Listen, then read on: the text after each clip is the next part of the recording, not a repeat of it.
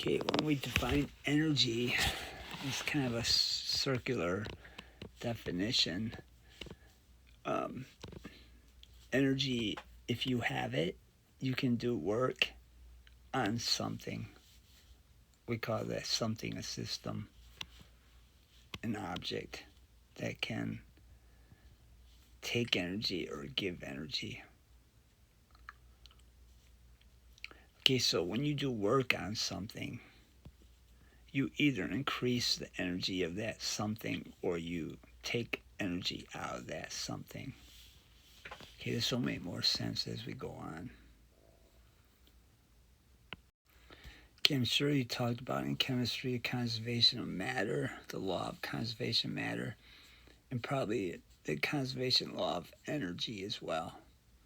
Energy cannot be created or destroyed. When something gives energy off, something else gains that energy. When something takes energy, absorbs energy, something else has to give that same amount of energy. Energy is neither created nor destroyed in any kind of change in the system.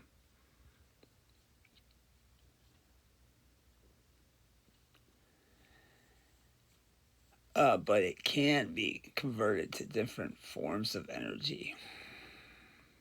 Okay, there's all kinds of different forms of energy: electrical energy, heat energy, potential energy, kinetic energy, spring potential energy, nuclear energy, etc. Chemical energy, potential energy. Okay, so energy is always conserved. We can talk about a system as being either open or closed. An open system can lose energy or gain energy. Okay, it's just an open system is just part of a closed system. A closed system, the energy is never lost or gained, but it will change forms. For example, each of us is an open system. We take in materials, we take in energy, and we release energy and materials. When we eat a sandwich, we use some of that chemical energy for our chemical energy to run our bodies. But a lot of it is converted into heat. So the total energy we take in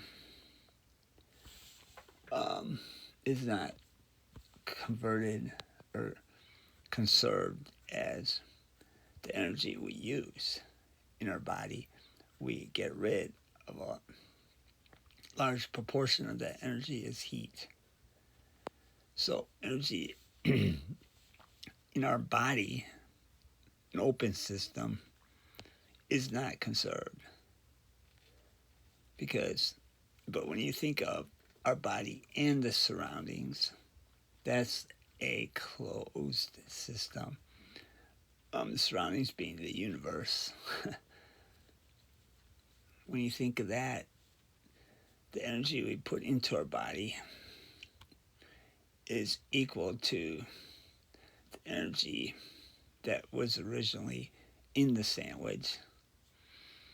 So when you add the energy that we used to make ATP in our body, plus the energy of the heat that we give off, that is equal to the energy in the sandwich. So energy is truly conserved in a closed system. Again, closed system would be like our body and the surroundings, the universe. Okay, so that's a little bit about closed systems versus open systems. Again, a closed system is one where the energy never increases or decreases, but it can change forms. An open system is one where it can take energy in and lose energy as well. Okay, the point is the total energy of a closed system will always stay the same.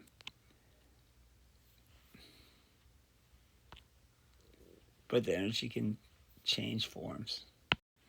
So in a closed system, the total energy before a change has to equal the total energy in the system after the change. Again, that's the law of conservation of energy.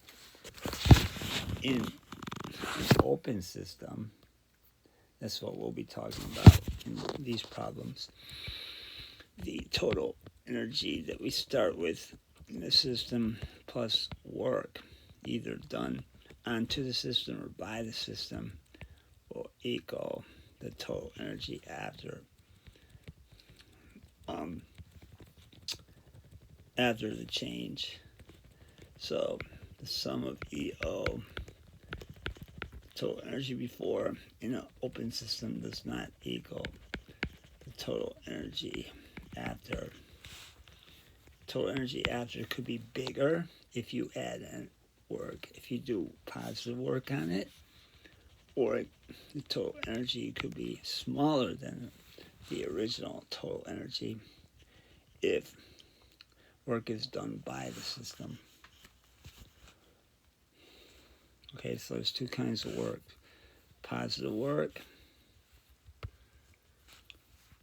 So if you have positive work that adds energy to the system,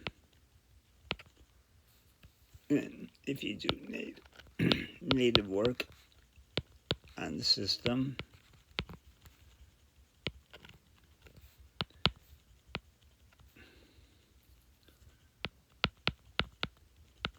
the final energy will be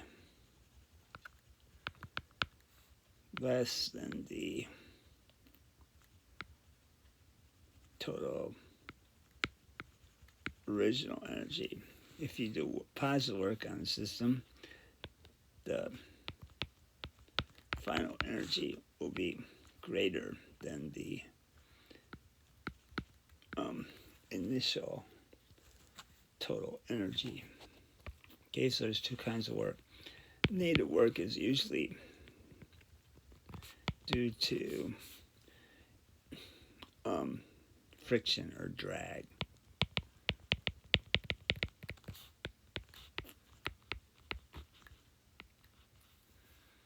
And we call that kind of work loss.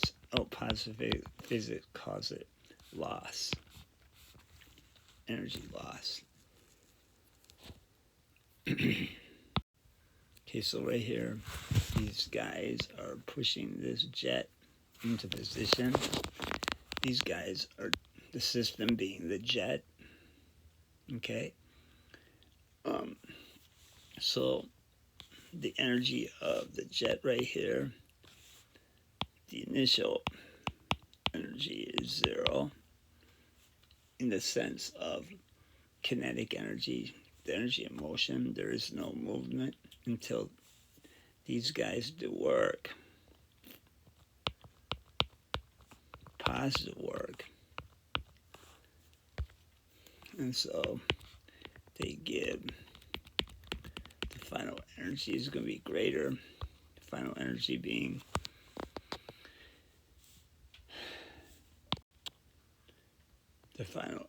being greater than the initial energy, because now the airplane's moving because of the work that was added to it.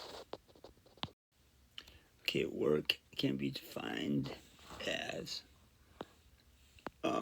a force applied to an object, work done on an object, can be determined by this equation. Work equals F times the displacement. F is the force applied to the object. Delta X is the displacement of the object because, well, the force is being applied. So if we have a box, we apply a force to it, a net force to it, and it moves a certain displacement to here.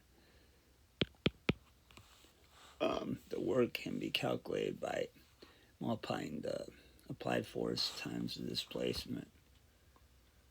Now,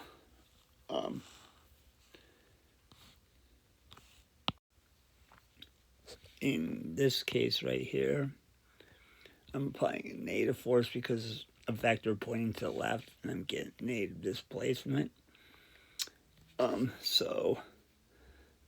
It's still positive work because negative times negative is still a positive. Okay, so when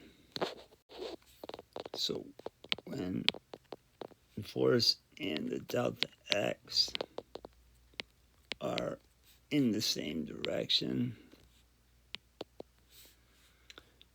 the applied force and the displacement are in the same direction, the work is positive. Now, the units for work are Newton meters. A Newton times a meter is the same thing as a joule. I'm sure you had that in chemistry. Okay, I kind of drew this picture wrong. So,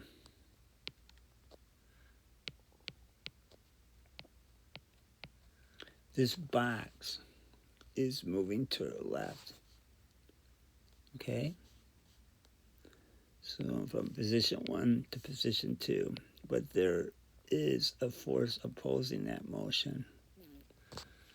Okay, so I had the little wind things on the side of the box. So the box is moving this way, and there's a force opposing it as it moves. So we have, in this case, a positive force and negative displacement, or we could have the box moving to the right. This picture is drawn correctly. And the box is moving to the right, but the drag, there's an opposing force in the opposite direction to its displacement. And these are cases of negative work. Whenever the direction of the force and the displacement are in opposite directions, we got negative work. Okay, so work is not, this is kind of weird. Work is not a vector. Force is a vector, displacement is a vector, but work is not a vector. When you have positive work, the energy of the system is increasing. Maybe it's moving faster. When you have negative work applied to an object, the object will be slowing down. It'll be losing energy. Okay, so negative work sucks energy out of a system. Positive work gives energy into a system. Okay, if you apply a force to a system and that force does not cause displacement, then no work is done on the system. So let's say I'm pushing against the wall. I'm pushing really hard against the wall, applying a big force to the wall. But the wall's not moving.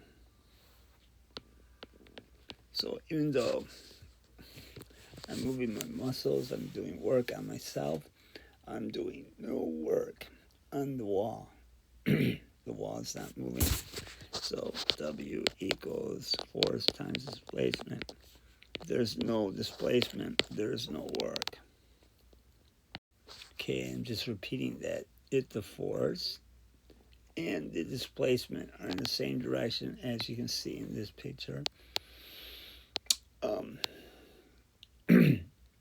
that force is doing work on the object. And if there's no other forces, that's a net force. The object will accelerate in the direction of the net force. If the net force and the displacement are in the same direction, the object will gain energy. In this case, it would get faster. It would accelerate. The system would have gained energy as it speeds up. So in this case, the object is being displaced by this net. This object is being displaced to the right, but the net force is acting against it. So this could be like a ball rolling on the baseball field or the golf course. It comes to a rest because drag slows it down. Now, the force is applied as the object's displaced, but the opposite directions of the force and displacement make this negative work. And negative work means the object is losing energy. And in this case, it would be decelerating, but slowing down. Okay, I already told you the units for work, or energy in that case, is Newton meters, because that's work times work equals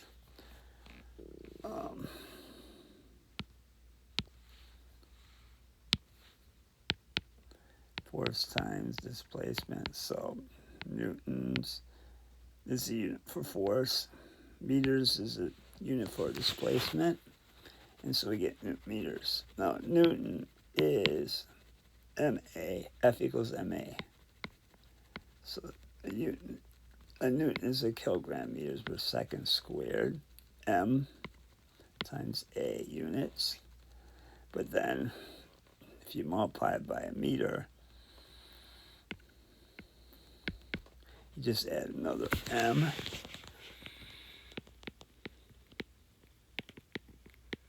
Add another M. So this is also a unit for joules, for work or energy. But I just call it a joule, a Newton meter. Okay, so all I'm saying here is that joule is a unit of both work and energy.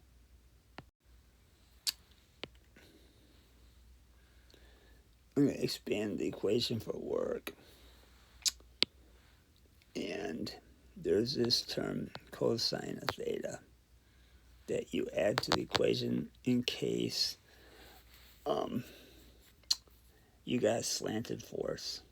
Well, anyway, theta is the angle between the displacement and the force. So in case 1, what is the angle between the force and the displacement? Okay, the angle between the force and the displacement. Well, it's 0 degrees. There is no angle. So cosine of 0 is just 1. And so 3 times 1 times 5 is 15. So basically, we're skipping that term. And we're just doing F times displacement. Okay, what if the force is opposing the displacement, opposite direction? What is the angle between the force and the displacement? Well, here's a force. Here's the displacement. So the angle is 180. And so work equals F cosine of theta times displacement equals F cosine of 180 times, in this case, well, F is 5 in this case, times 10 displacement. So cosine 180 is, on your calculator, if you're using degrees, -1. So 5 times -1 times 10. And it just comes out to be a negative number.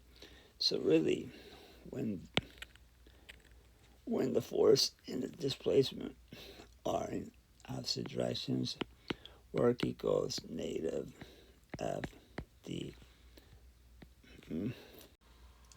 Now, what if the force is, in this case 3, the force is perpendicular to the displacement?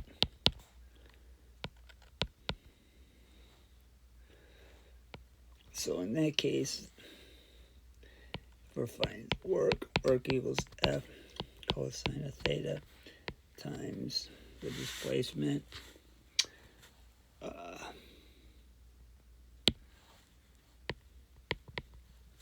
The angle is cosine of 90.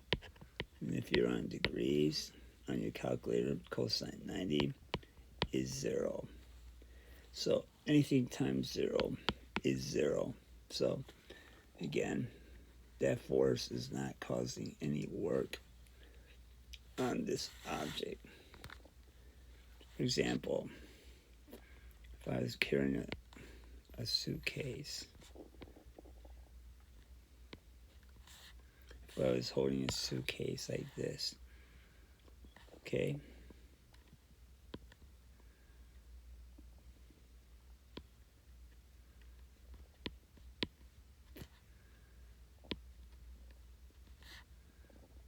And I'm walking.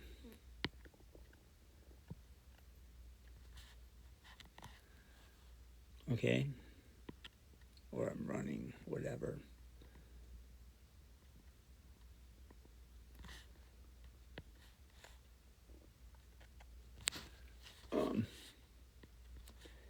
And the upward force I'm applying is doing nothing as the suitcase is displaced forward. Okay, it might be a really heavy suitcase, but the lifting force is doing nothing. The little force I'm applying forward on the handle is doing the work. But this force is doing, the lifting force is doing nothing.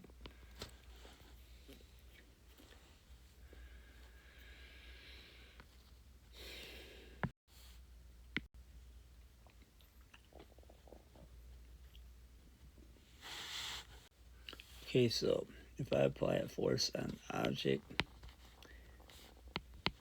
like in that picture up there, there's a y component to the force and x component to the force.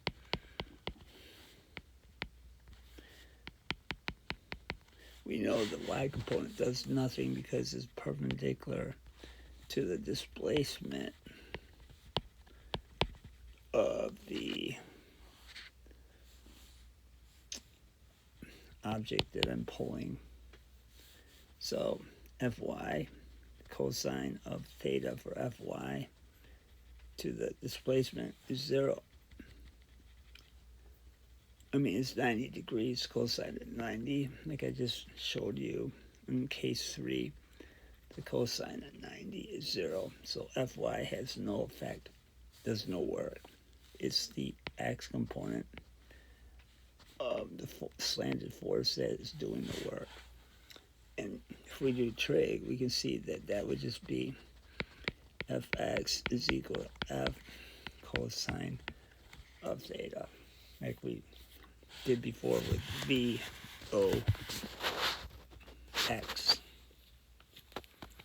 So That's why we say the work is equal to F cosine of theta times delta X.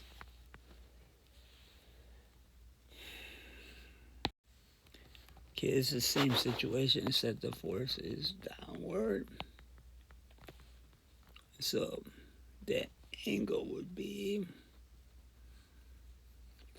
right there. And it works out the same way.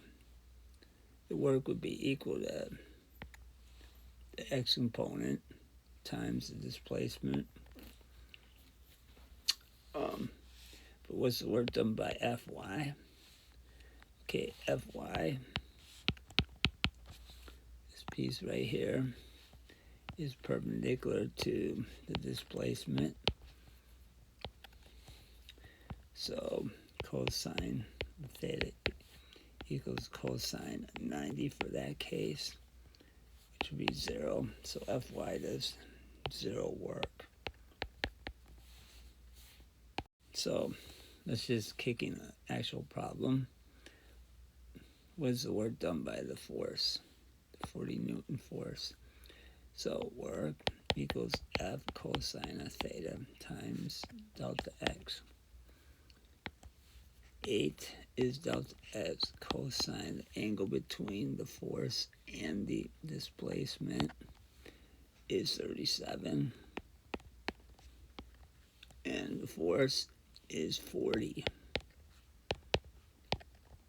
Or you could find the X component using F cosine of theta, but just use the equation, it's easier. And I get 256 joules. Okay, it's the same thing. Work equals F cosine theta delta X. So force looks like it's 36 newtons. Cosine of the angle between the force and the delta X. Delta X, that there's a force, and it's 60 degrees. Cosine of 60 degrees times the displacement is 3.4.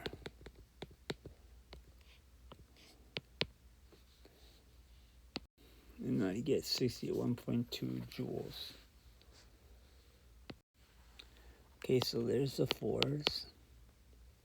Here's the delta X in the same direction.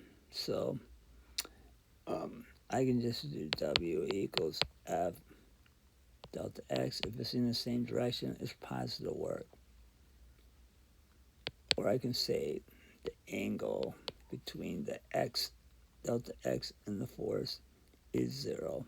So cosine of the angle equals 1. Cosine is 0. But anyway, I just do work equals positive F delta X, because I know if the force and the displacement are in the same direction, it will be positive work. So 60 times 15, that comes out to 900 joules positive. Same kind of question here. Force, that's delta X, but it moves in the opposite direction. So the angle between the force and delta X is 180, and that would be cosine of 180 is -1.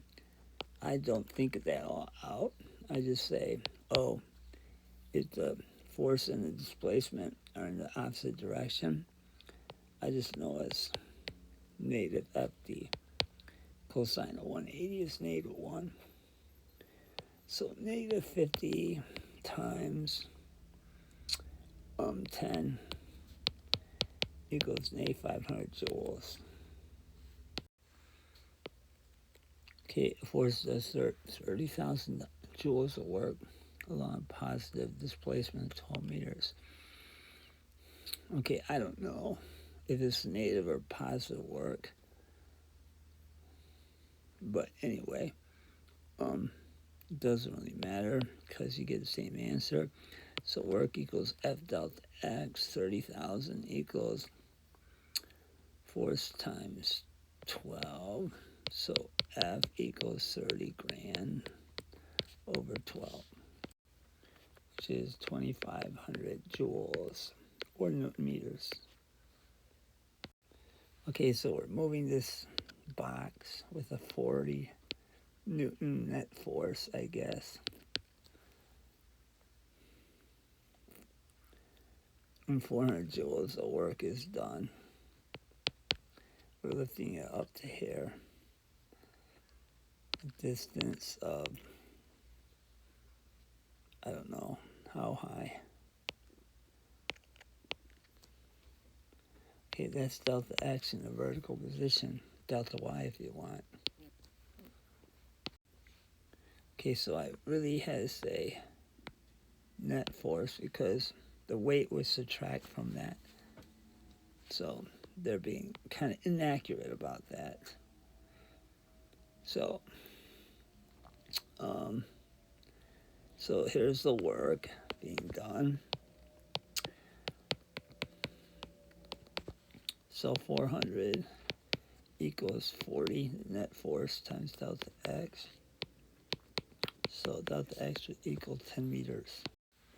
Okay, here's positive 24 Newton force. That means it's going to the right or up. Moves it 10 meters in the same direction, so it's going to be all positive work. How much work is done? So I know it's going to be positive. If it's in the same direction, I don't need cosine of theta. I just make it positive. Cosine of 0 is 1. That's why. So this is positive 24 times 10, or positive 240 joules. This is the same kind of problem, except it's negative work because they go in the opposite direction. Cosine of 180 is negative 1, so I skipped that step. So we got 24 times delta X, 10. So we get negative 240 Newton meters or joules. So again, this would be a net force. Okay, this one.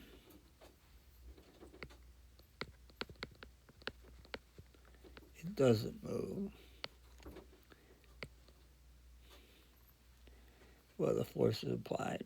So, because work equals force times displacement, and displacement 0 because it doesn't move.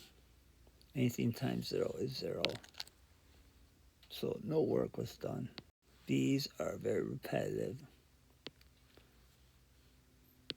Okay, gains 100 joules, so work equals F delta X. If it gains joules, is positive work.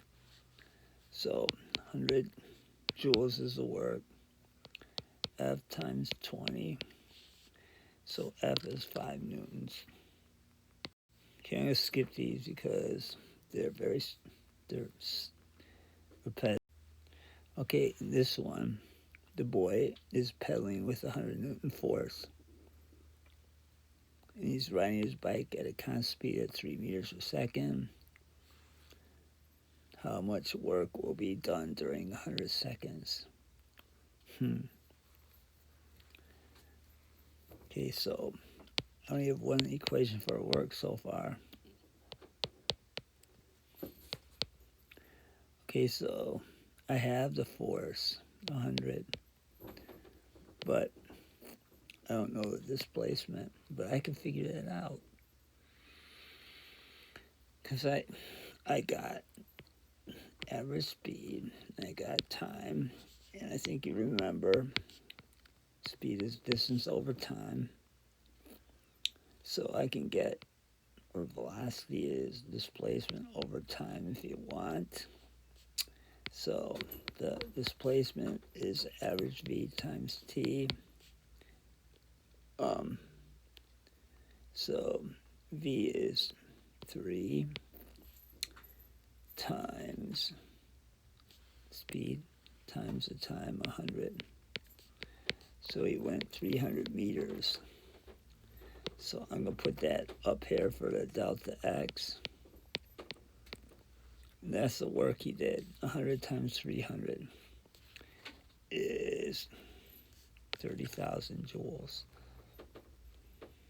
Now, how much net work was done on the bike? Well, this is a good question. This is the force that he's applying, 100 newtons. But if you're going constant speed, those two forces, that force has to cancel out with friction or drag, and that has to be 100 newtons as well. So if you're going constant speed, your acceleration is 0, and the net force is 0. So how much net work? Well, the work the boy does is equal to the work that the air does that's slowing down. So those are equal. So the work that the air does to slow them down is negative 30,000. So the total work would be the net force times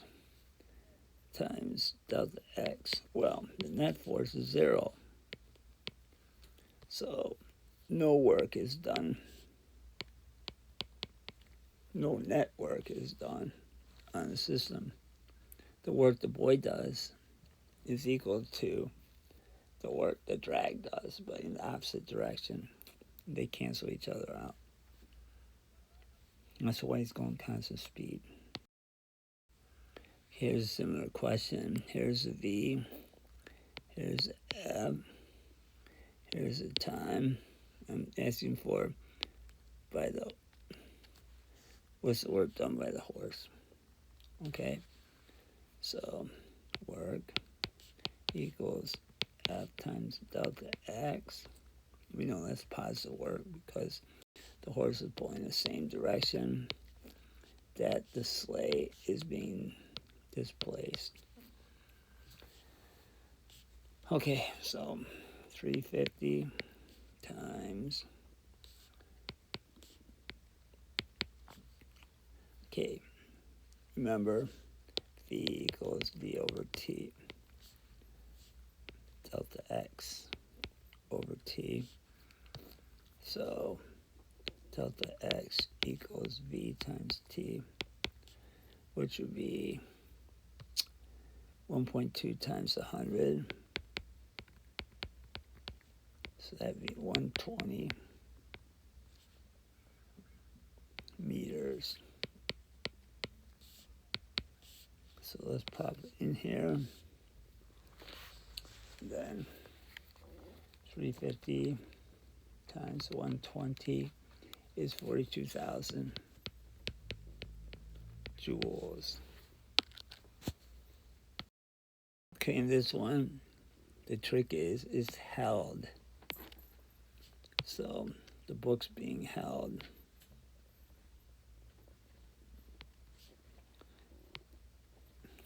It's not moving. It's just being held there, even if it was moving.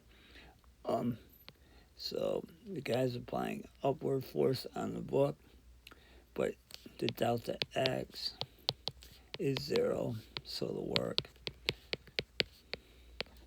if a force applied on an object doesn't move, the force does no work. So it's 0.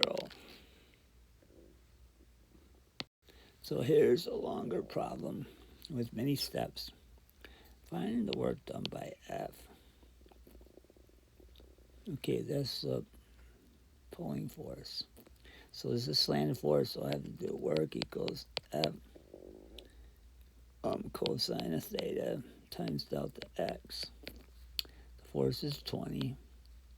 The angle between the force and the displacement is 30 right there. And then times delta x times 10.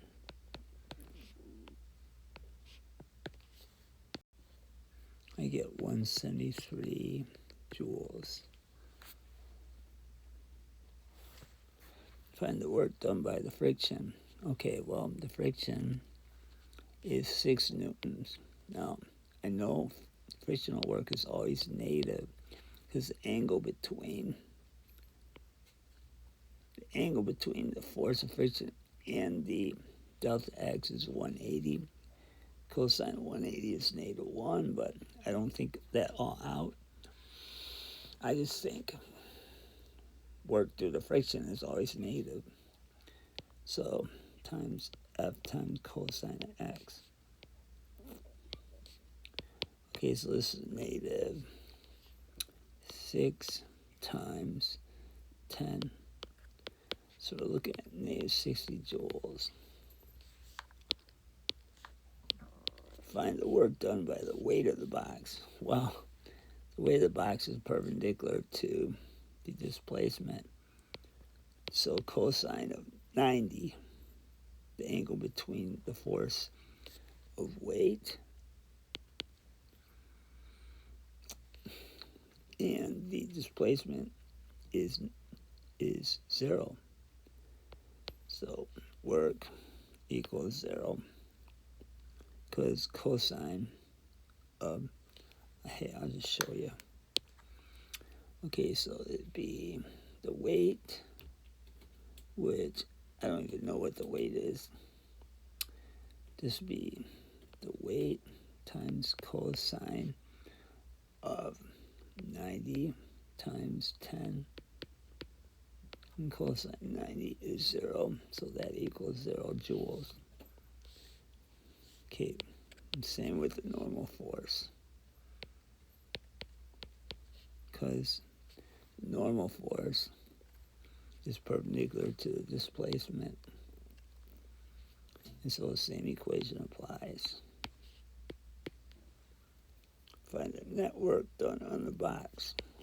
Well, you just add all these. You add 173. The positive work plus the negative work. So is 173 plus a -60. So that'd be 113 joules was the net work done on the box.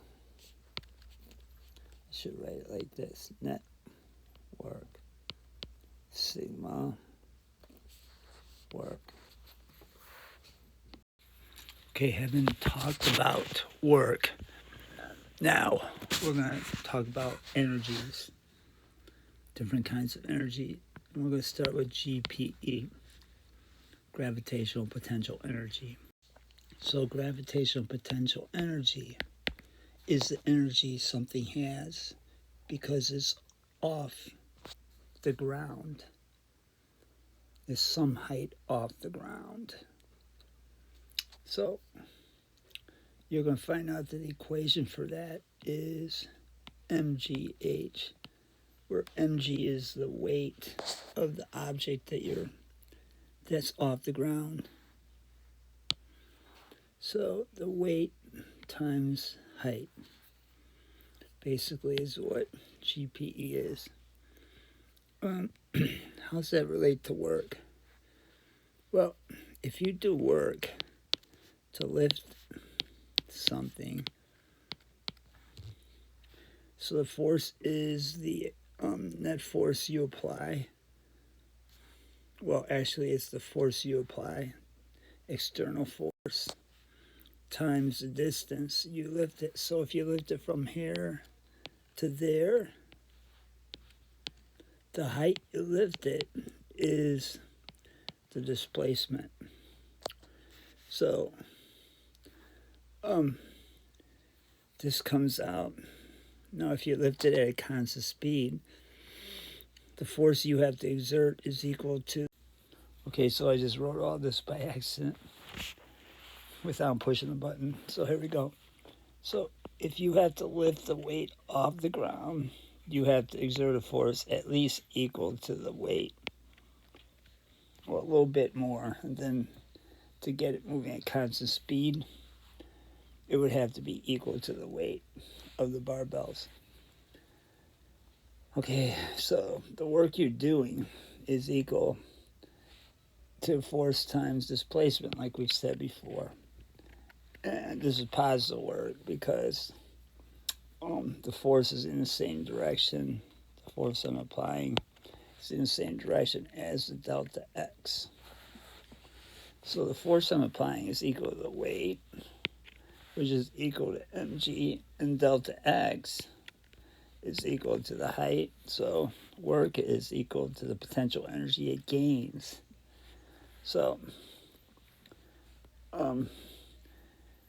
whenever we do work,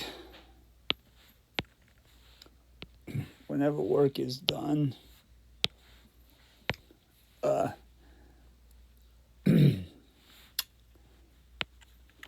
there's a change in the energy of the system being the barbell. So changing GPE would be the GPE at the beginning minus the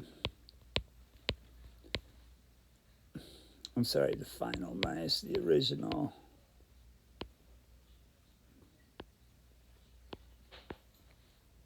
Okay, so that's what delta means. And so that would be MGHF minus MGHO, which I just simplified like this. But HO is 0. So the work you do is that potential energy that you give it. Okay, this is an interesting question. How much work does the gravitational field, that's the gravity field, the gravitational force field around the Earth, how much does gravity do on the barbell as you lift it?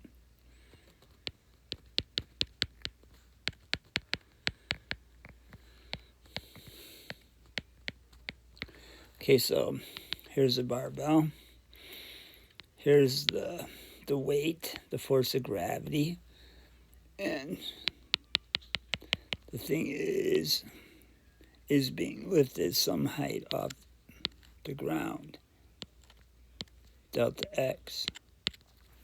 Okay, so delta x, the direction of displacement, direction of the weight, which is the gravitational field force, the force of gravity, are opposite each other.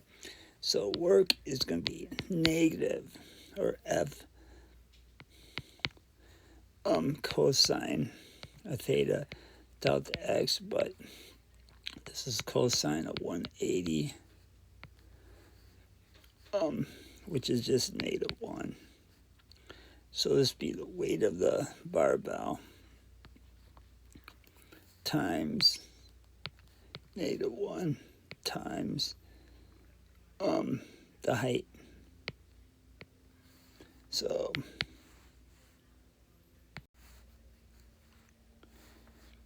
I can just write this as negative mg, that's what weight is, h. So if I had numbers, I could plug them into that. What is the net work? Oh, the net work done on the barbell. The net work done on the barbell would be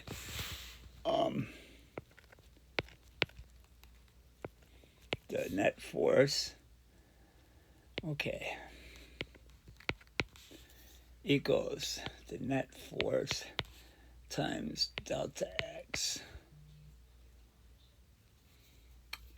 So the net force would be 0 because it's moving at constant speed.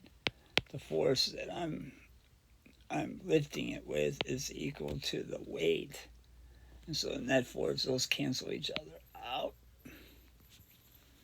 And so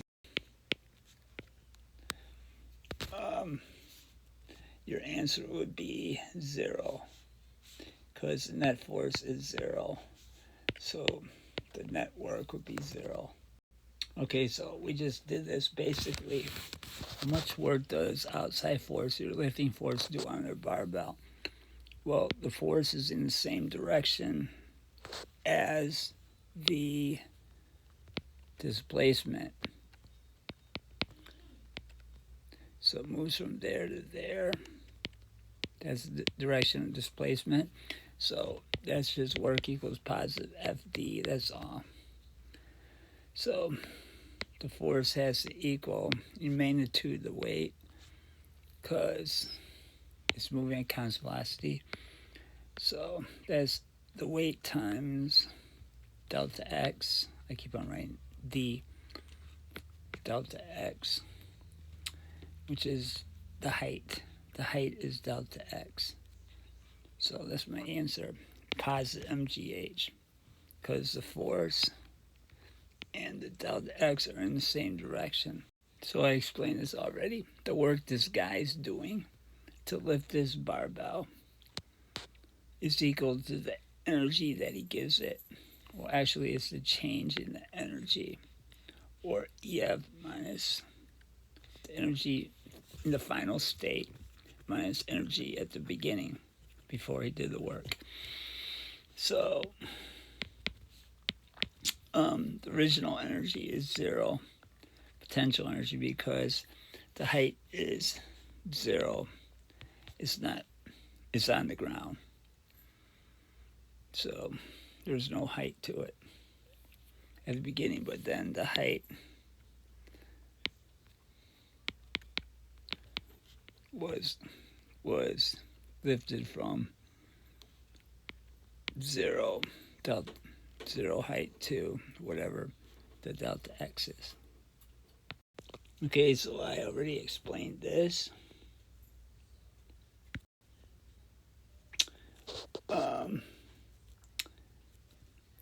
Okay, I will, when I'm doing GPE problems, I'll always give you a 0 reference point.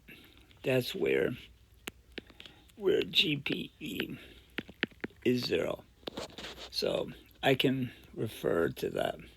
When I lift something off a table, I can say, well, I'm going to measure my potential energy from the height off the table rather than the height off the floor. If I did it from the height off the floor, my 0 reference point would be from the floor, the height from the floor. And so 0 reference point 1. So when you're doing problems, look for the ZRP, 0 reference point, actually 0 reference line. Okay, what is the GP of the box from the first 0 reference point? Well, that's MGH1.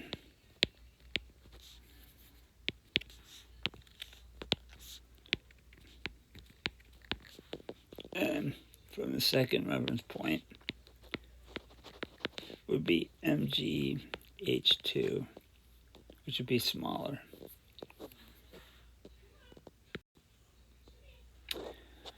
Okay, so we've done these before. Changing GPE equals GPEF minus GPEO, gravitational potential energy.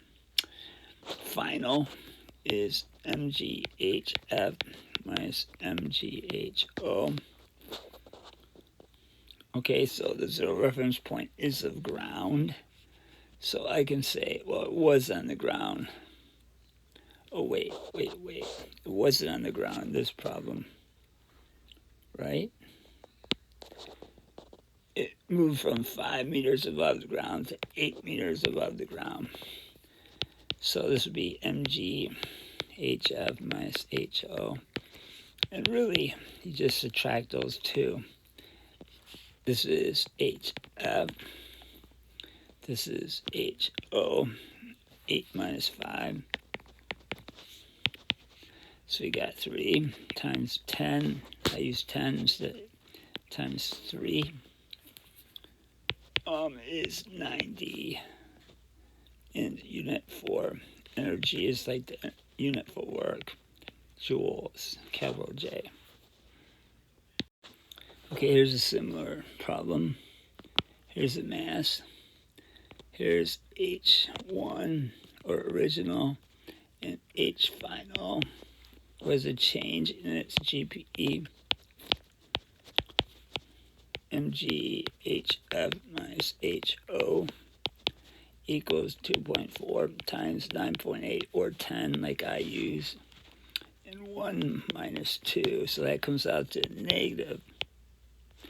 So 2.4 times 10 is 24 times a negative 1. So changing GPE is negative 24 joules. Now the negative means it's lost energy. Negative, the gravitational field has done work on this and it has lost GPE. Okay, it's very repetitive. So what's the change in GPE? It's the final minus the original. The final is MgHf, but the original is 0 because it was off the ground, where the ground is the 0 reference point.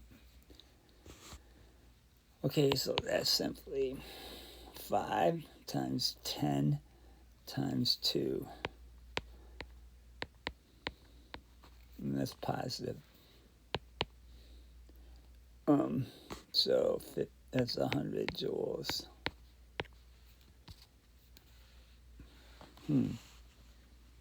5 times 10 is 50 times 2. They're getting 98 because they're using 9.8.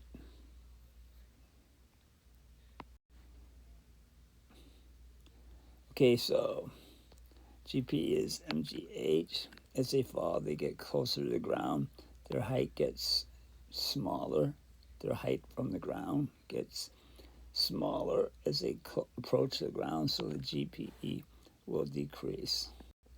Okay, so I'm going to start doing these kind of quick.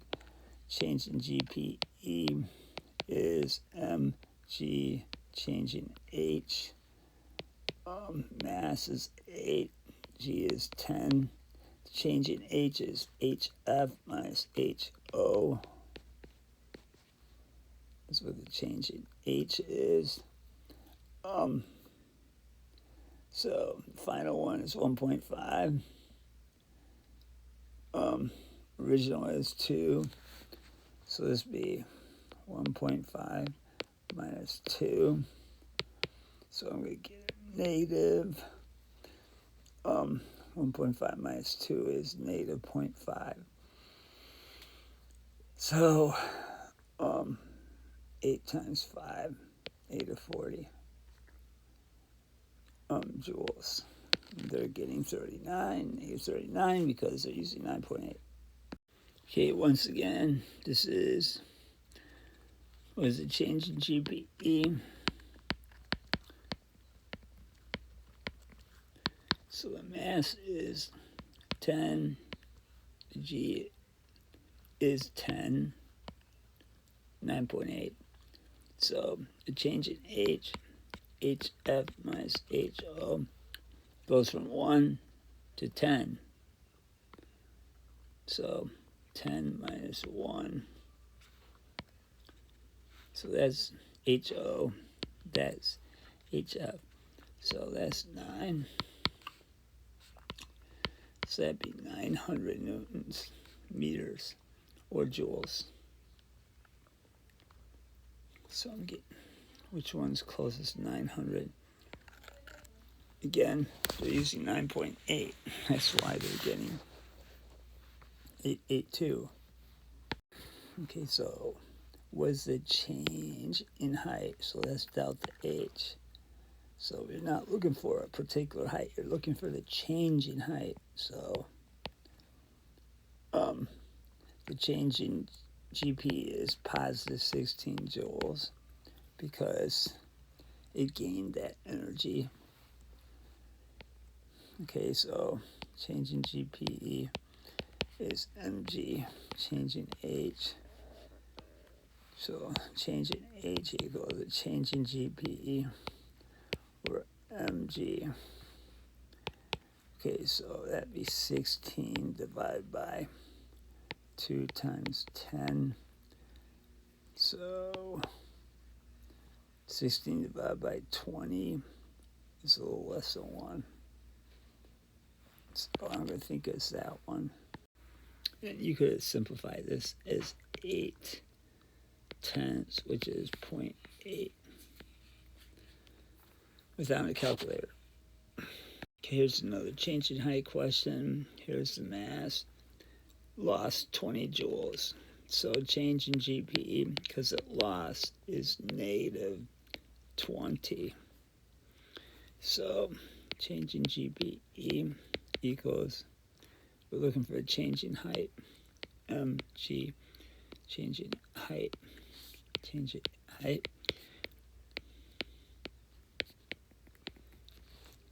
Okay, so this would be negative 20 divided by 0.5 times 10, so that's negative 4 meters. It lost negative 4 meters. So kinetic energy is the energy an object has when it's moving. The faster it moves, the more kinetic energy it has. Here's the equation for kinetic energy. Ke equals mv squared over 2. Okay, the units, kilograms for mass, meters per second squared per v squared over 2. So as you can see, a newton is a kilogram, meters per second squared times meter. Basically, the unit is just like the unit for work, meters or joules. So very simply, what's the Ke of 80 kilogram man? That's the mass. Well, he's running at a speed of 1.5 meters per second. So Ke equals mv squared over 2. 80 times 1.5 squared over 2. And we get 90 joules. Okay, so I'm going to just skip through these because the equation is simply mv squared over 2 for kinetic energy. Okay, I'll just set it up. Here's the speed. Here's the Ke. And they're asking what's the mass. So I'll do it my way. I'm going to solve for m. Let's isolate the m. So 2Ke cross multiply equals mv squared. And divide both sides by v squared. And I can just plug in the values there. So 2 times 14 divided by 2.5 squared joules. Same thing for this. We got the mass. We got the Ke. How fast is it moving? So Ke equals mv squared over 2. So I'm going to isolate the v. So cross multiply. 2Ke divided by m to get the v on one side equals v squared. Get rid of the square by square rooting that left side. Okay, so I just plug in the values there. Okay, for a falling object, the kinetic energy is always what? Well, when object's falling, the speed continues to increase. So if the speed increases, the kinetic energy increases. So if the speed increases, of course, this side of the equation will increase as well. Okay, I forgot to push the button again. Okay, so at the beginning, let's say the ball is freely falling from the top of the building. Okay, how does the kinetic energy at the end compare to the potential energy at the top? They should have said at the end right before hitting the ground. Ground contact. The moment before it hits the ground. Okay, so it has KE down here because it's going really fast, but it has no GPE because there's no height off the ground. GP is MGH, right?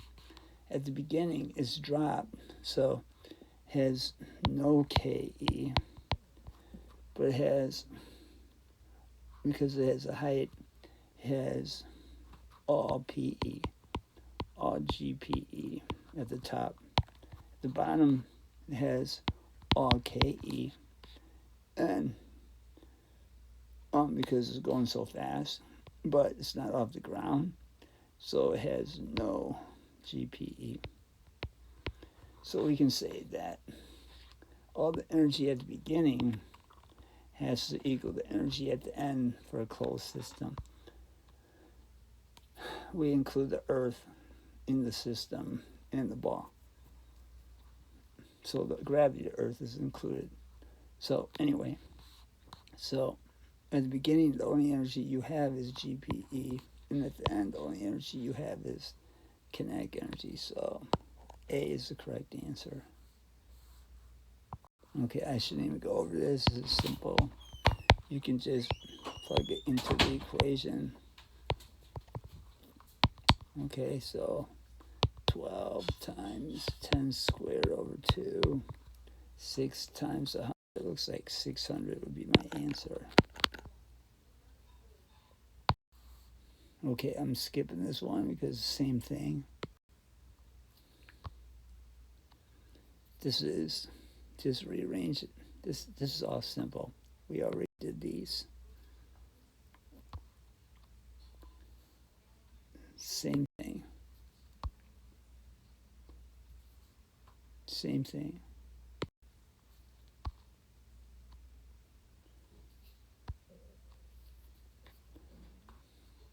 Okay.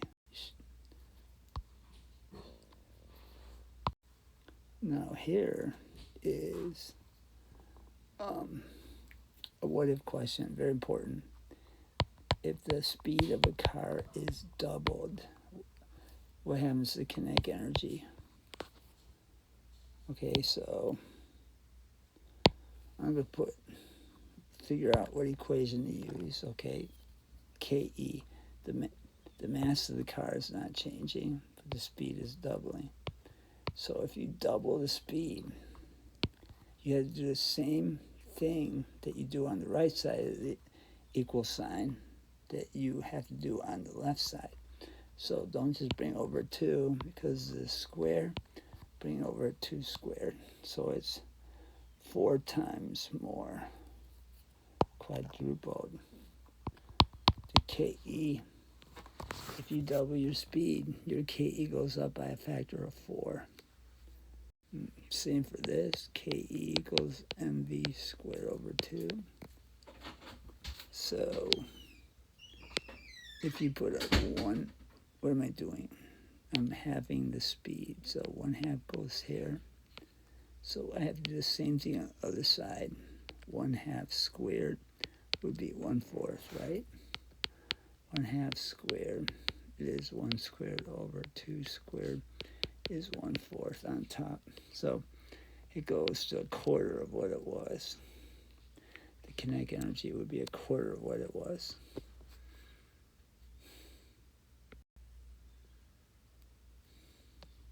Which graph represents the relationship between K and the velocity.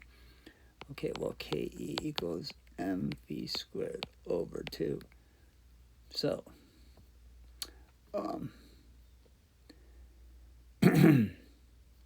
so we can say KE and V are directly proportional. So we're looking at a graph that as the V goes up, the KE obviously goes up. So we're looking at a graph like this. So it's either this one or this one. This one's going down. This one's staying steady. Okay, so KE is directly proportional to the square of V. So this would be if KE is directly proportional to this V. But a parabola shows that kinetic energy is directly proportional to the square of V. So as the V goes up, let's say that was 2, there's the KE. And what if I doubled it to 4?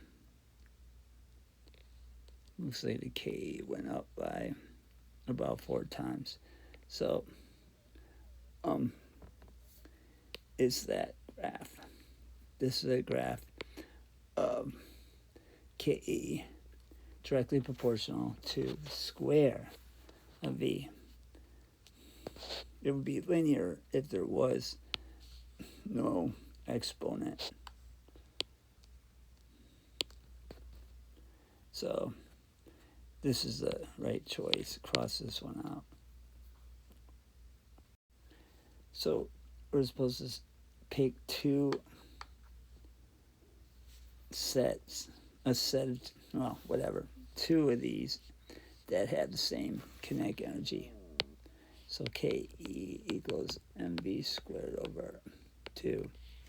So basically, we're just looking at who would have the same mv squared, not just mv. So 1 times 4 squared is 16. I'm not even bothering with the 2. 2 times 2 squared is 8.5 times 4 squared 16 is 8. Okay, it's those two. Then 4 times 1 squared is 4. Okay, so it's B and C. Third type of energy we're going to talk about is elastic potential energy, EPE, or also called spring potential energy. Okay, now potential energy is energy that is stored because of your position. So when you have GPE,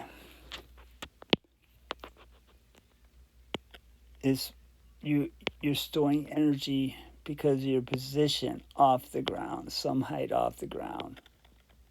So you have GPE, potential energy, MGH. Okay, but spring potential energy is energy you have because of your position from the rest position. Okay, so let's say here's a spring. Okay, if I compress that spring,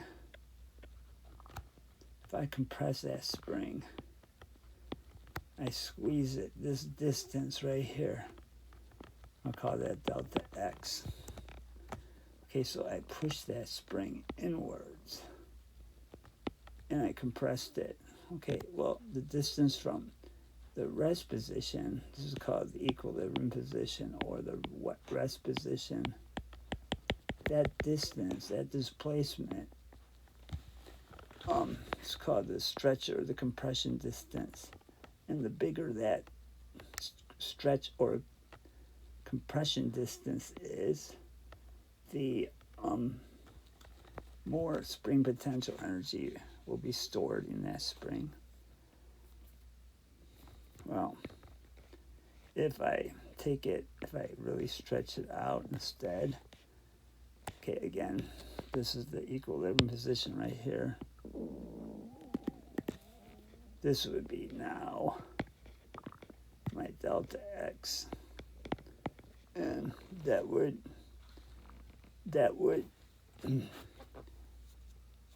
cause the spring to even have more spring potential energy than the second picture I drew right there, because the delta X here is bigger than the delta X there. So spring potential energy is potential energy because it depends on the position that the spring gets compressed or elongated. Okay, this is called Hooke's Law. And basically, it's the net force on a spring is equal to negative K delta X. I don't know why this should be delta X. don't worry about the negative sign right now. I'm not going to even pay attention to that yet. Well, it says right here. So this F of the spring is the elastic force that the spring is fighting the displacement with. So you take a rubber band and you stretch it. Okay, here's a rubber band. Let's say here's your finger and here's a loose rubber band.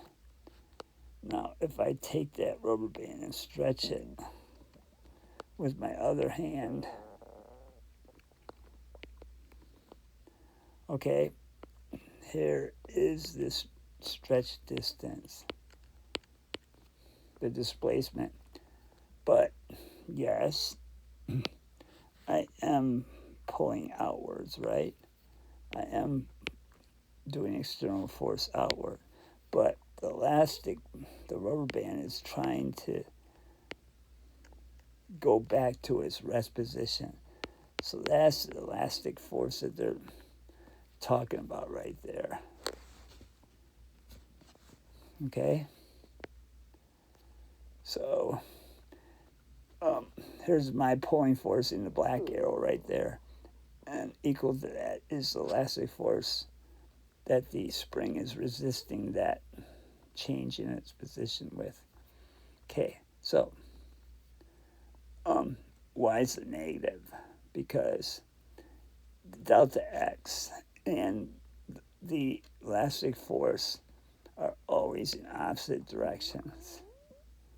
Okay, this is also called the restoring force. The restorative force. I call it the elastic force.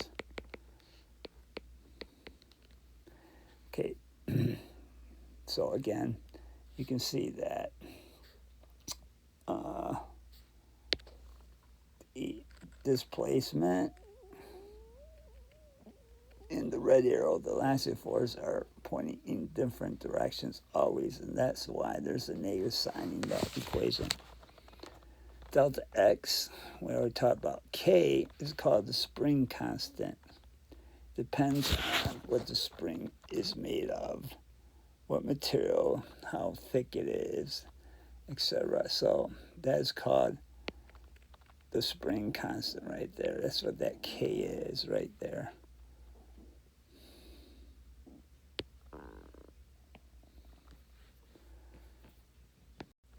Okay, to figure out what the spring constant is pretty easy.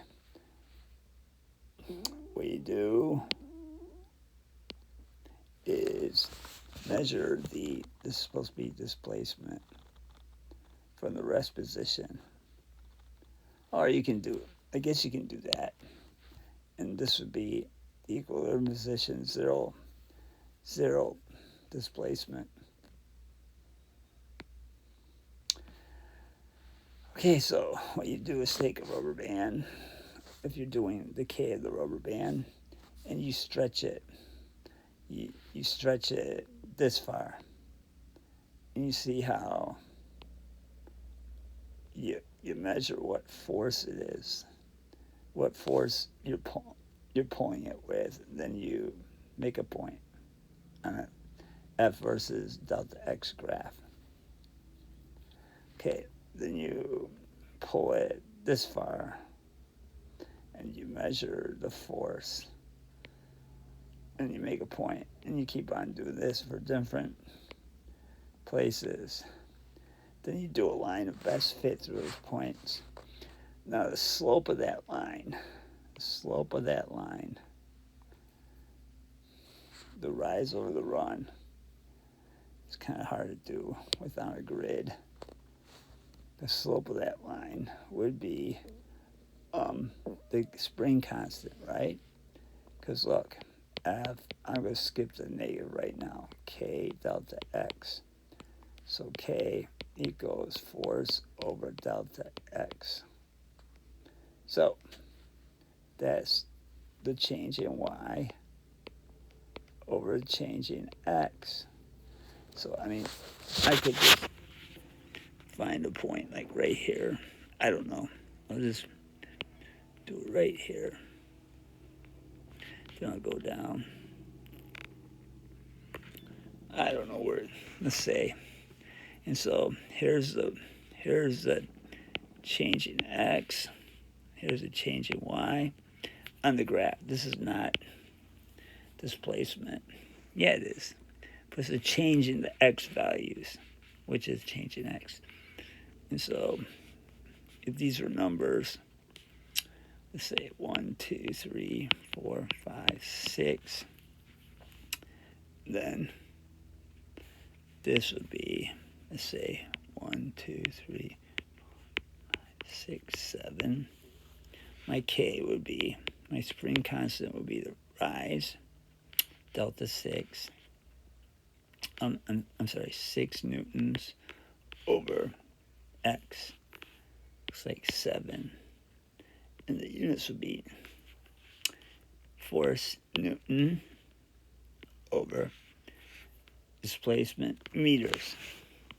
Okay, this is obvious. I said stuff about this already. Okay, so I'm just telling you that the spring constant is the slope of a F versus delta X graph. Okay, I don't know what they meant by varying the spring constant, because it's a constant, you don't vary it unless you use a stiffer rubber band. Okay, spring constant is the stiffness of the spring. Okay, that is an important concept, because otherwise, well, what does it mean?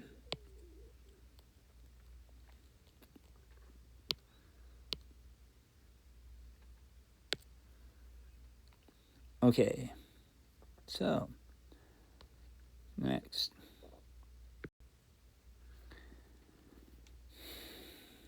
Okay, so to find the elastic potential energy,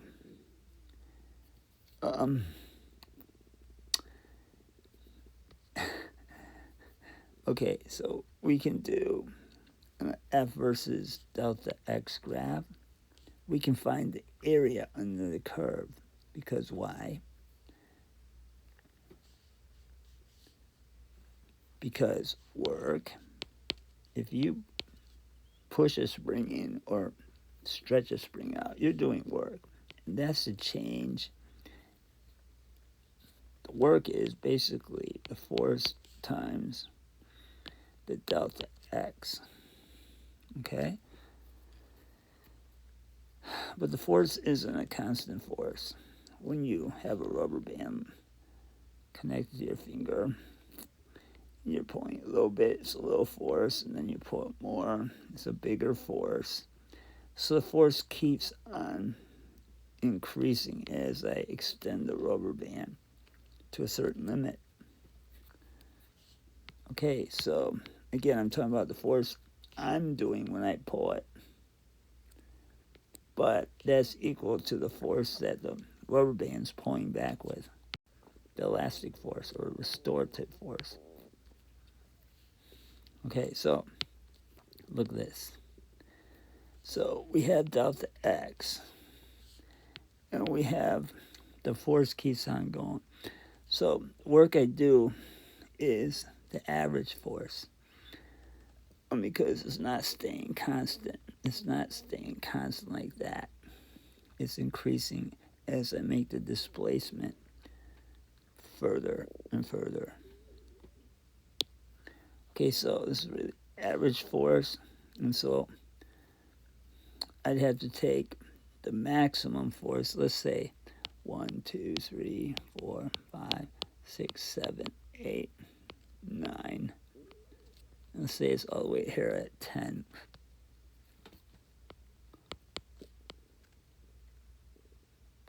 Let's say it's at 10. 1, 2, 3, 4, 5, 6. Okay, so I'd have to take the total force. The maximum force is 10 newtons, but it started on 0, so the average force is 10 plus 0, or 5.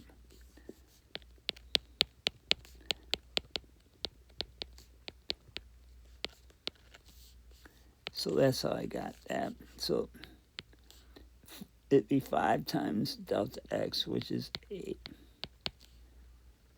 which is 40 joules. I did 40 joules of work in stretching that spring. Okay, so now there's an easier way. If I say, what's the work done on the spring? All you gotta do is find the area underneath between the graph line on the F versus delta X graph and the x-axis. So that's a triangle. So the area equals 10 times 8 divided by 2, which would be 40 joules. Same answer. So when I give you a graph, try to do the easy case. Again, that's work to pull the spring.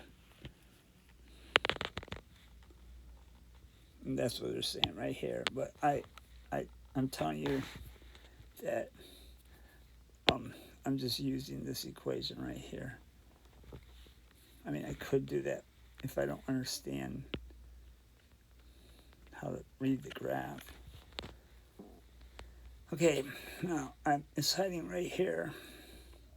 But the work, the potential energy that is stored in the spring is K delta X squared.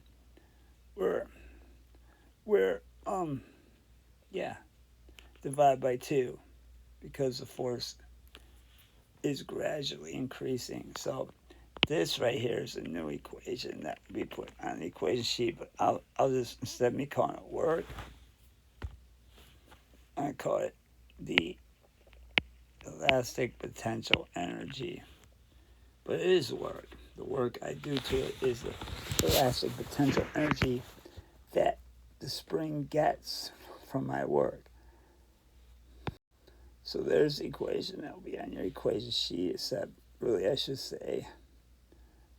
put this as a delta X squared instead of just X squared. It's okay.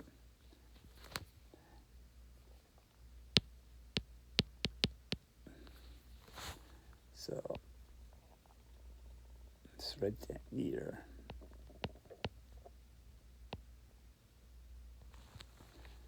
So whatever. EPE equals K delta X squared divided by 2. If you don't have a graph. And the units would be, again, K is newtons over meters. X squared, delta X squared is meters squared. And so one of the meters cancels out, leaving meters, which is a joule. I could ask you a what-if question using this equation. So, what if I doubled the displacement, the stretch distance? What would that do to the force? Okay, so I write down my equation. Twice as far. Okay, we'll put a 2 right here. There's no square next to the x, so what I do to one side, I have to do to the other side. So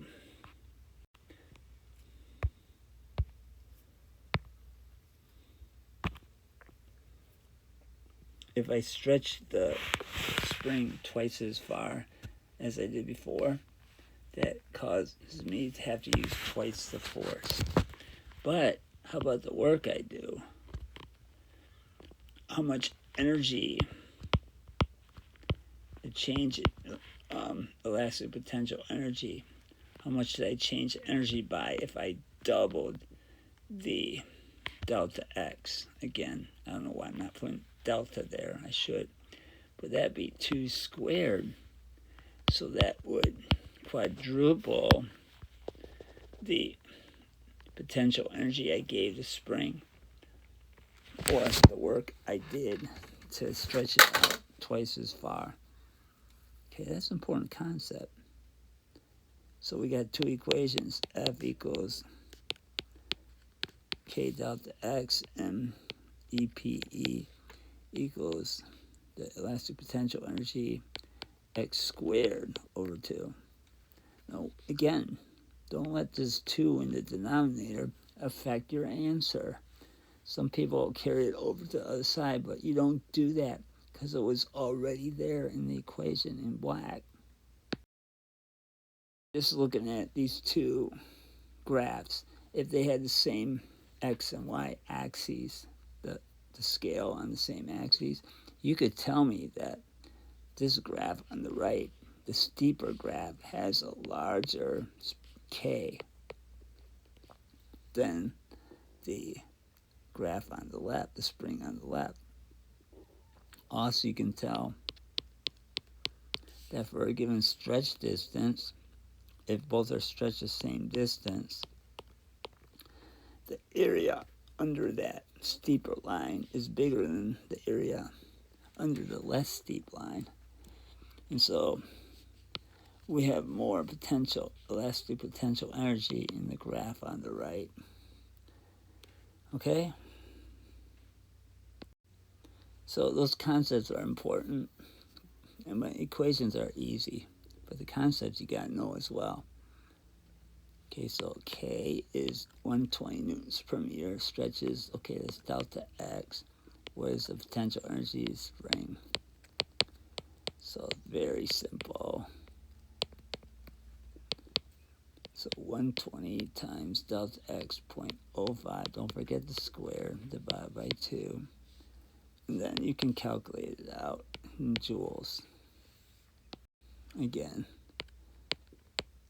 Okay, this would be the EPE.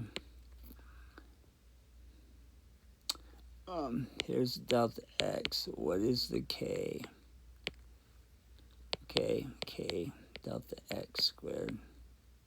Whoop, over 2. Okay, so what am I looking for? A spring constant. So I'm going to just cross multiply and then divide by delta X squared. And you can plug in the values and you'll get newtons per meter. Okay, so they're asking how much it gets compressed. It's delta X. We got EPE here. They gave it away. Spring constant of that. So EPE equals K delta X squared over 2. And so I'm solving for delta X. So delta X squared is equal to 2 EPE, cross multiply, and then divide through by the K that remains.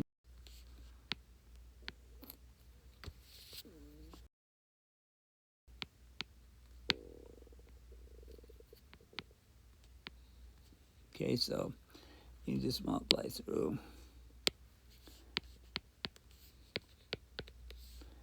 Cancels out here, and then square root both sides.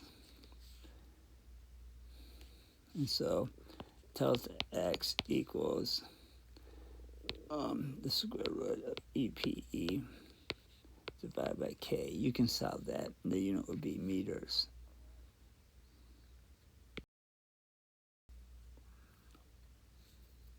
Which requires a greater force to stretch.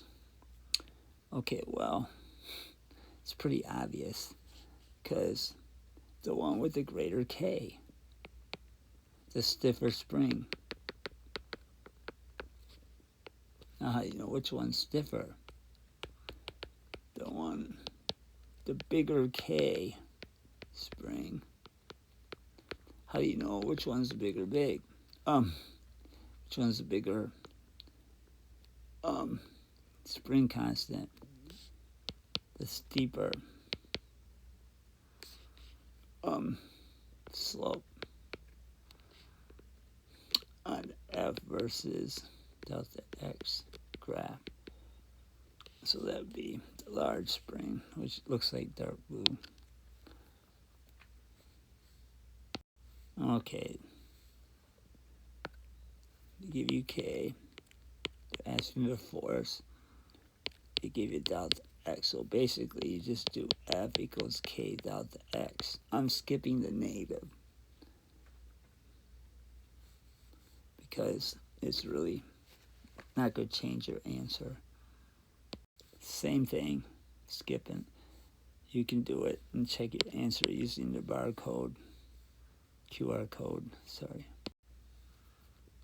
Same thing. Okay.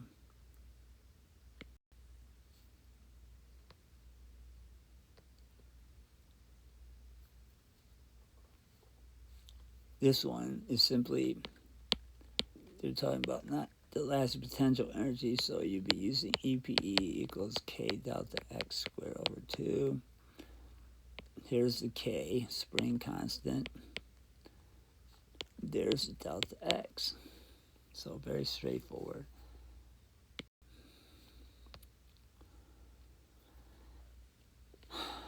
But a spring constant, that's okay. Here's the delta X right here. There's EPE.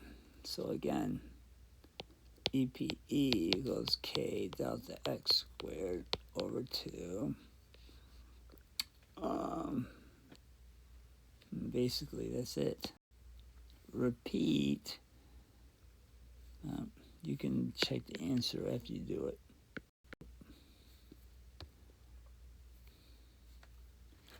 Okay, on this one,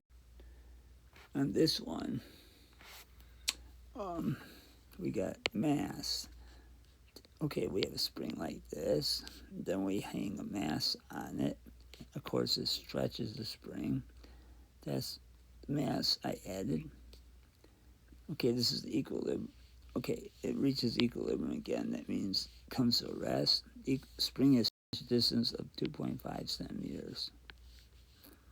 So delta X is really negative 2.5 centimeters, but okay, so I want this to be meters. How do you change centimeters to meters? You divide by 100. So delta X equals 2.5 divided by 100, which is 0.025 meters. Okay, what is the spring constant? Okay, well, this isn't an EPE problem, it is not. They didn't give me, okay, so it's gonna be this kind of problem. So you might say, excuse me, rearrange this. Okay, now the force, here's the trick. The force is due to the weight, which is mg. And that equals the elastic force. Obviously, that is equal but opposite. Okay, so this really, K comes out to be mg divided by delta X.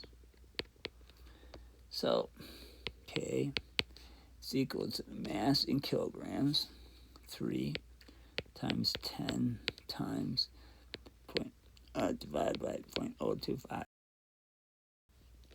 That comes out to be 1,200 newtons over meters. And there it is right there.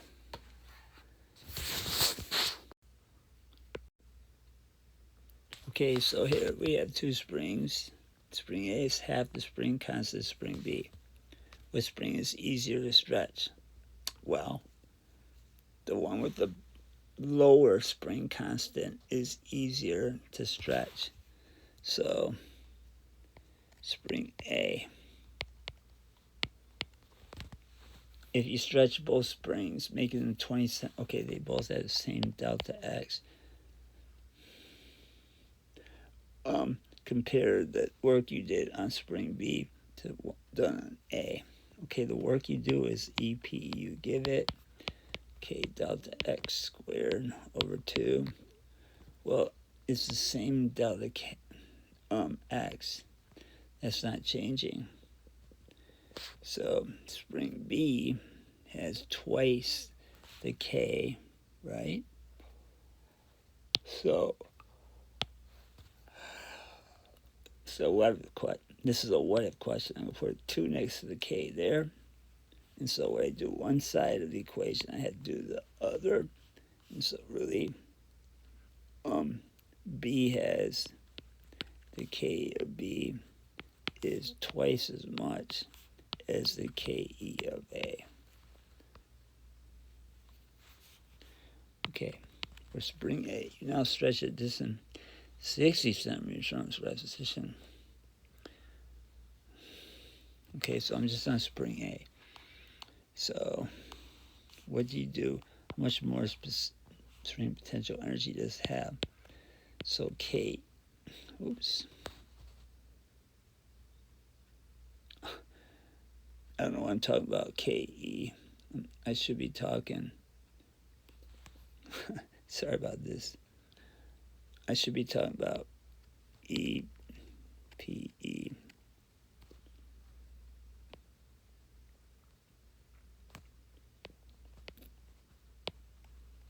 Okay, so I don't know why I was talking about KE up there.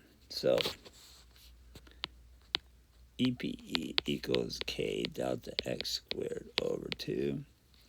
So what am I doing? I'm going from, now be careful, I'm going from 20 to 60.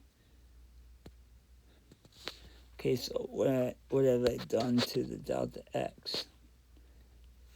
60 divided by 20 equals 3 times more, right? Going from 20 to 60 is 3 times more than it was. So I'm going to put a 3 right here. What does that do to the EPE?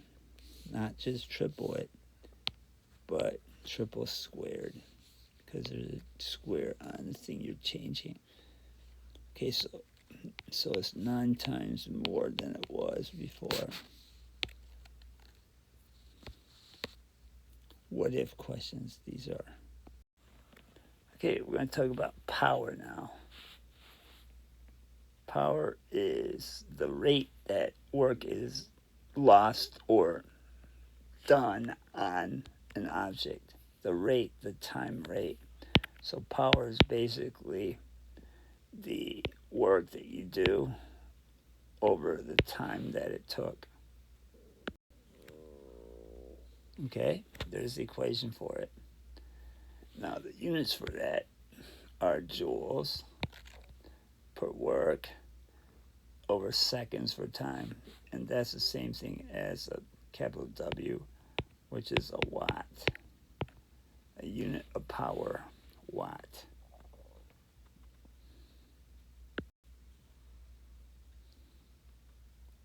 So if we have a 60-watt light bulb, it's doing 60 joules of work to produce that light per second. So 60 joules per second or 60 watts.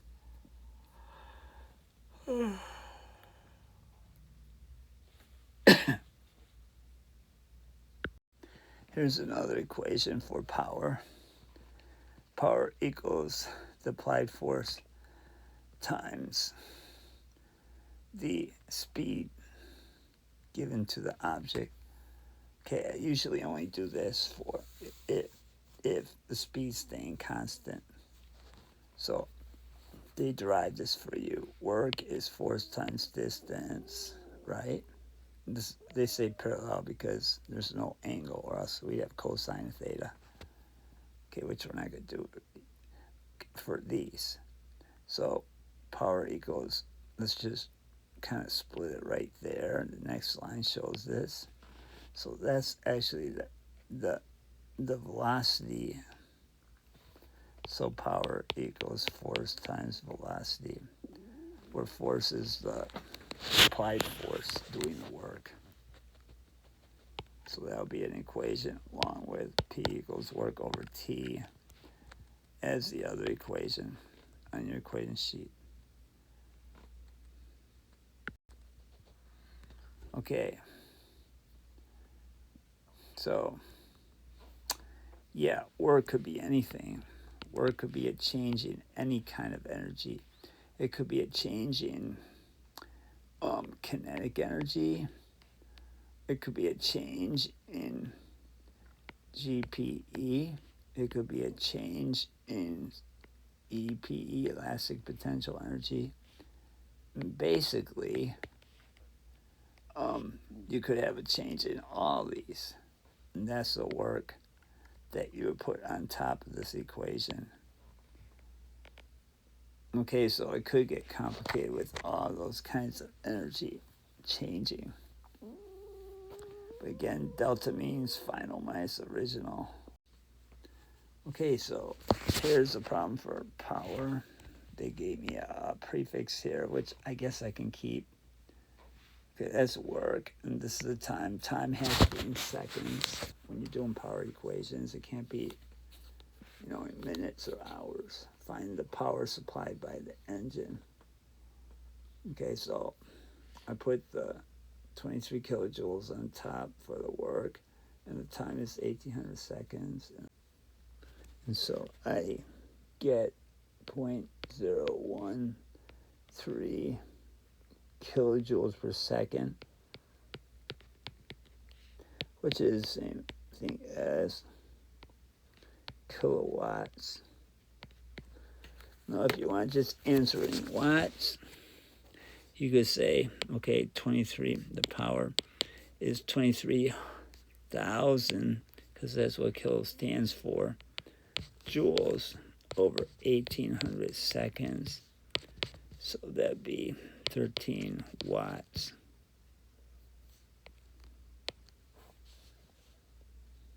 Okay?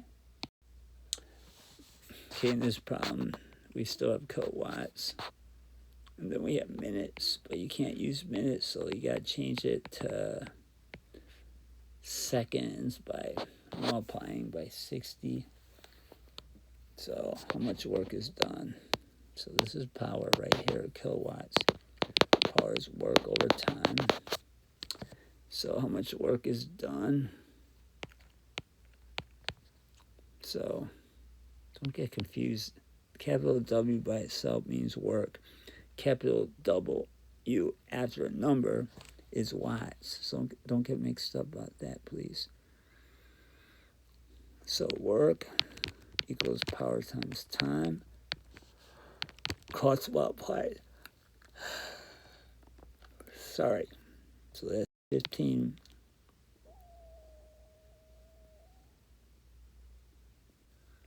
So that's 15 kilowatts times 3.5 times 60. Okay, so I get 15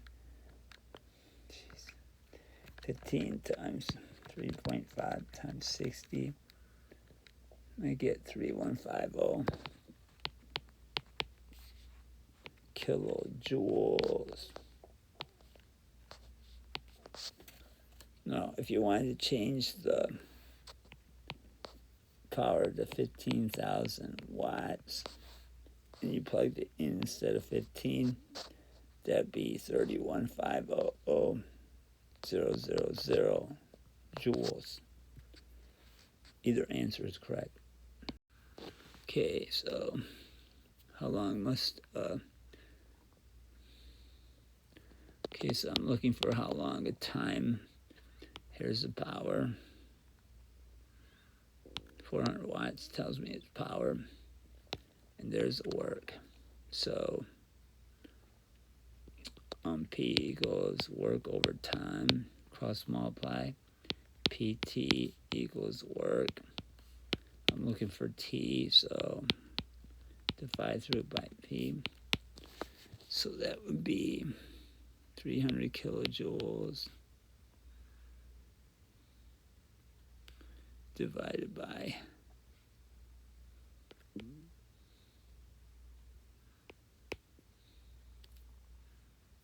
400 watts.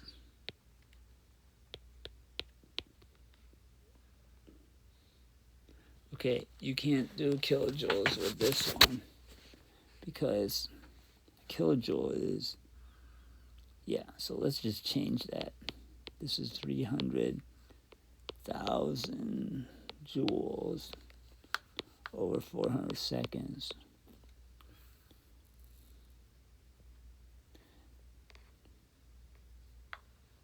I meant power is watts, right?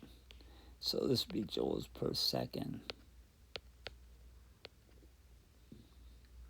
So look, if you had kilojoules up there, here, that would be a mistake because the joules wouldn't have canceled out then.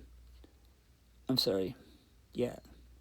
So this is 300,000 divided by 400 joules per second, which is really up here because you invert and multiply the joules per second. So what we're left with is seconds. Okay, so you might just want to get rid of the kilo whenever you can. In this case, in other cases, it doesn't matter because you could just put it in those units of kilojoules or kilowatts for your answer, but here you can't. I guess it would be kiloseconds if you forgot to do it, so I guess possibly it's okay. So it's 3,000 divided by 4. Okay, which is 750 seconds. Okay, so it would have turned out to be 0.750 kiloseconds, which would be okay if you hadn't converted like we did right here.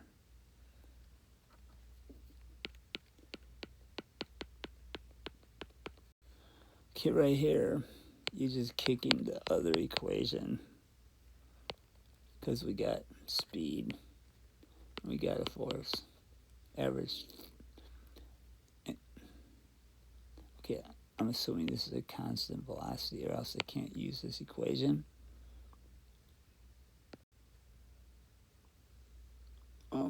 Just plug in your values. 12 times 3, I get 36 watts. Okay, these are all simple things. You can check the QR code if you want the answers. So I'm going to just skip ahead here. Okay, so please practice these. Checking the QR code. We already did these.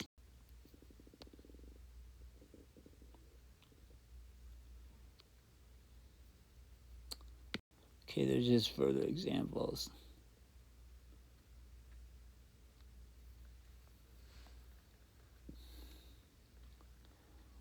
Okay, so on this one, there's the power, 12 kilowatts. I'm just going to change that to 12 times 1,000 watts. Speed of 8 meters, so that's V. What is the force? So P equals FV. Force equals P divided by V. And so I get 12,000 divided by 8. So 12,000 divided by 8 is 1,500. Now, if you had not changed it, it would have been 1.5 kilonewtons, which would have been the same answer if you don't want to change it, but it's probably safer just to get those prefixes out of the way. Okay, so it's the same kind of P equals FV. If you want to do the 24 kilowatts, you're going to get kilonewtons for your answers. So let me just do that and show you.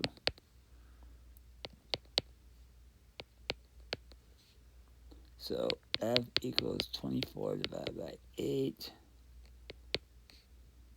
which is about 3 point something.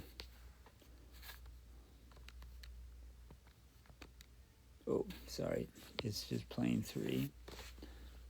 And so my answer would be, since I kept the K, it'd be kilonewtons, which would be 3 times 1,000 newtons. So right there. Okay, so Here's the force. Here's the energy he's using. So I can call that the work. Oh, per second, every second. So really, 600 joules per second is the power. So 600 joules per second is 600 watts. What is the velocity of the athlete? So P equals FV. V equals P divided by F. So 600 watts divided by force 200. So we can get 3 again. Meters per second. Okay, so we're assuming in this one, he's wasting. Okay, so this is the work that's wasted due to friction. Now, they're not very clear about this, so I'm going to have to put this. Pulls a sled with at a constant velocity.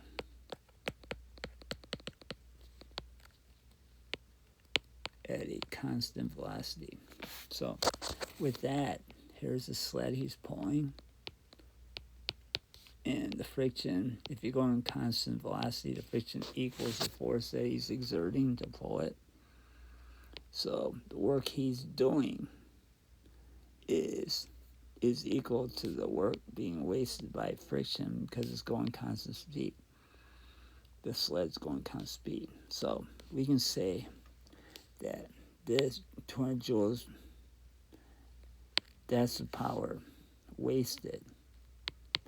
The power is 200 joules per second, or 200 watts,